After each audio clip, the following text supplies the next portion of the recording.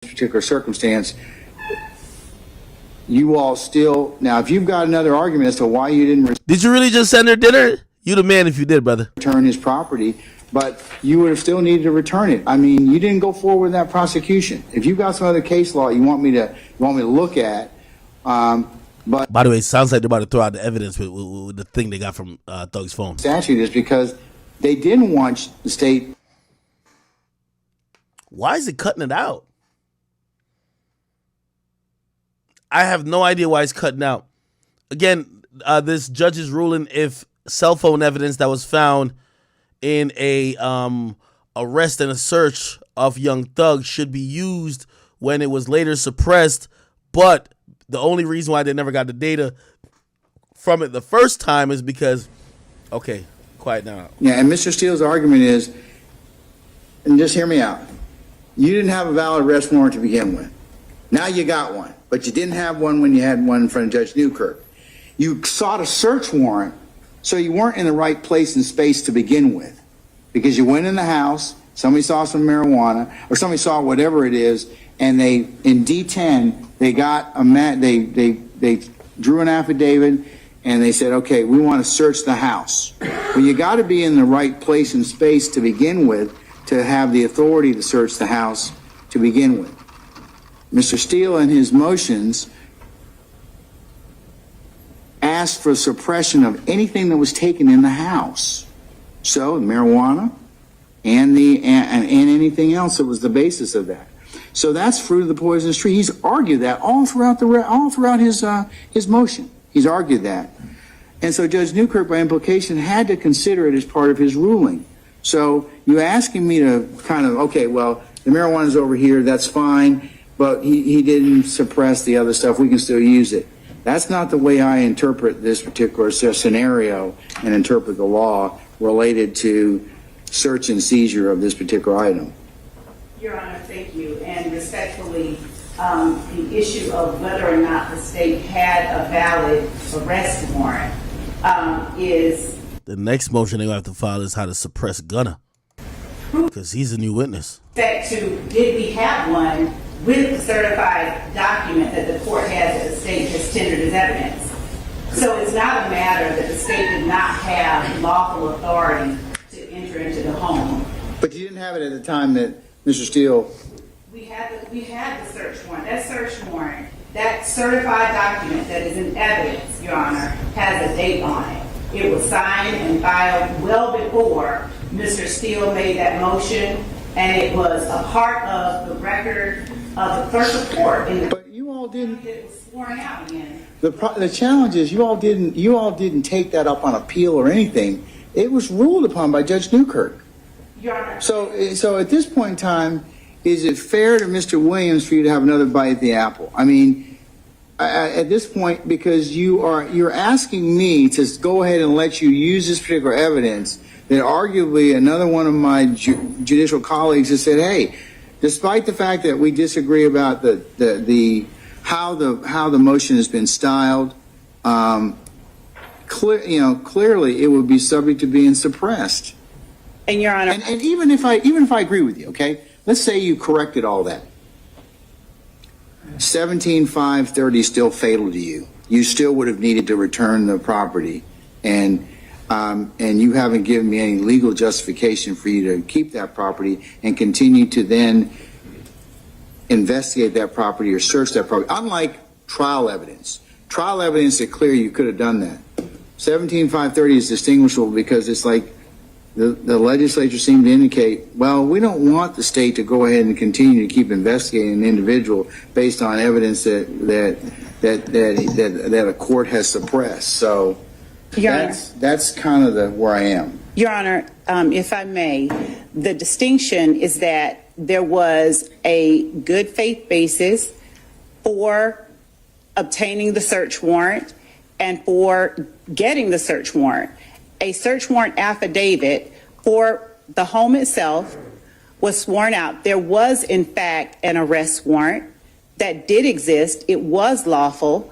The fact that there was not one presented in the 16 SC case is what, yes, caused Judge Newkirk to suppress the evidence as to that case, Your Honor. Okay, and why didn't you return the other stuff to Mr. Williams? You wouldn't have had to return the contraband. Everybody's clear about that. Contraband or weapons would not have been returnable to Mr. Williams. Why didn't you return the other stuff? We had actually sought the search warrant, Your Honor, and I think that the court can look at the dates on the search warrant, on the arrest warrants, and see that we had actually already received lawful authority to search. We had already sought and obtained a search warrant for the items. We had already I ain't gonna lie, they getting their ass whipped right now. Was lawful authority. If Judge Newkirk has already suppressed the marijuana under the same analysis, okay, then why wouldn't the rest of the stuff that you took be suppressible at that point in time and fruit of the poisonous tree? Your Honor, apparently Thug's sister didn't call Gunna a rat. Apparently that was old, and apparently Thug's sister actually said Gunna's not a snitch. So maybe there's blessing from Thug that this was gonna happen. we had what we Yo, Coke, what's good, nigga? Is that my nigga Coke in the chat with the prime sub? the search warrants that were obtained, and we have witnesses that will testify. Assume I believe you, okay? Assume I believe you. Yes, Your Honor. All right? Still. Of these other crimes that we were at that point investigating prior to Judge Newkirk hearing the motions, prior to Judge Newkirk issuing the order that he issued, even if the court were to see it as more expansive than what just happened is, we had probable cause based on information and sources independent of the fact that the defendant had marijuana or firearms or whatever it was that was seen when the officers initially entered the home to execute what was and what is. It doesn't change the fact that the arrest warrant that was in existence at the time actually was valid and gave them lawful authority to enter the home does not.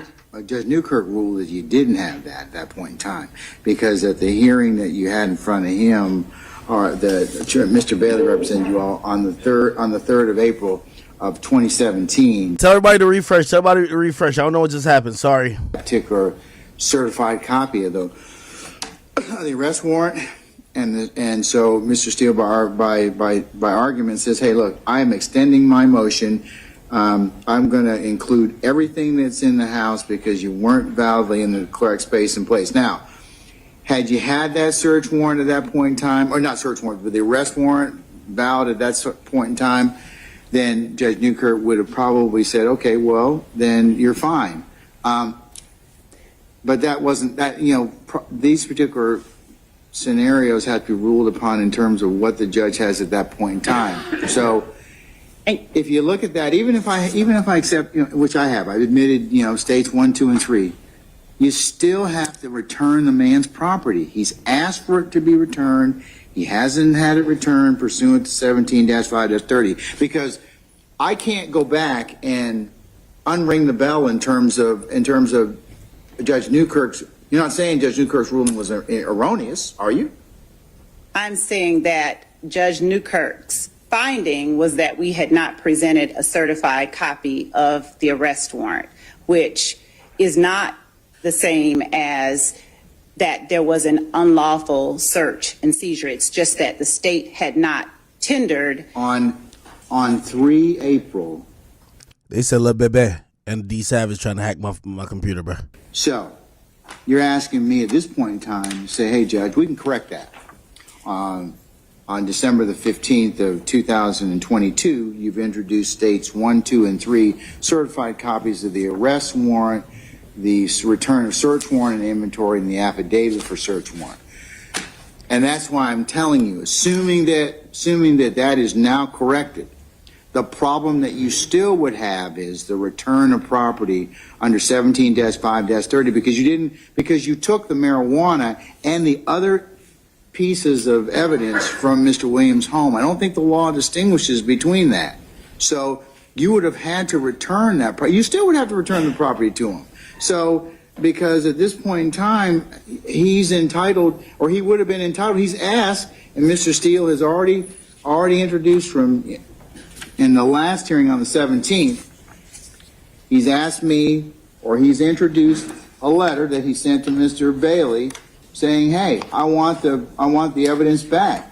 Your Honor, but the court did not rule that the state had to return that evidence, number one. There was no ruling as to that. I disagree. I disagree with you. I disagree. By implication, Judge Newkirk had to have considered the fruit of the poisonous tree. Mr. Steele asked him to do that.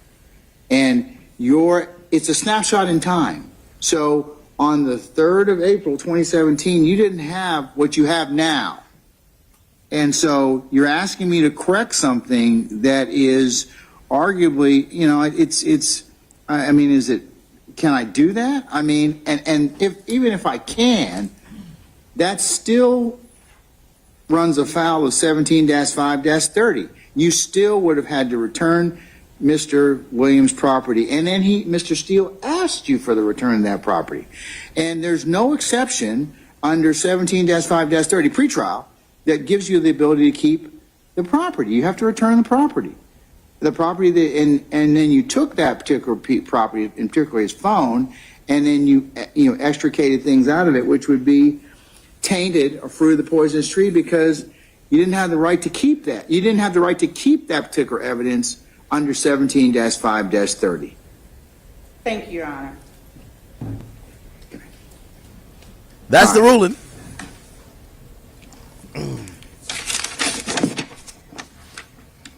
That's the ruling, man. The judge trying to free Big Slime out the cage, man. All right, let me finish what I was going to say. Okay, for purposes of Mr. Steele, you can prepare an order. Okay, sufficient to recap what the court has indicated during this particular motion. Now, I know that puts us in a position where some stuff that you may have the state was going to admit or utilize. Does that change your position, ladies and sir, about where you are with what would be admissible in this particular prosecution? Your Honor, there are items that, of course, are affected by the courts suppressing the evidence that was seized back in 2015. There are some items that we believe may have more evidentiary value than others, and so it does affect. That's my boy Uncle Phil right there, man. Salute to Uncle Phil. Introduced in this case. Well, I was just asking because if you need to sit and talk with Mr. Steele about what you can agree that would be not admissible at this point in time, given my ruling. Why is this thing cutting out? This is not me. This is the feed directly from the court.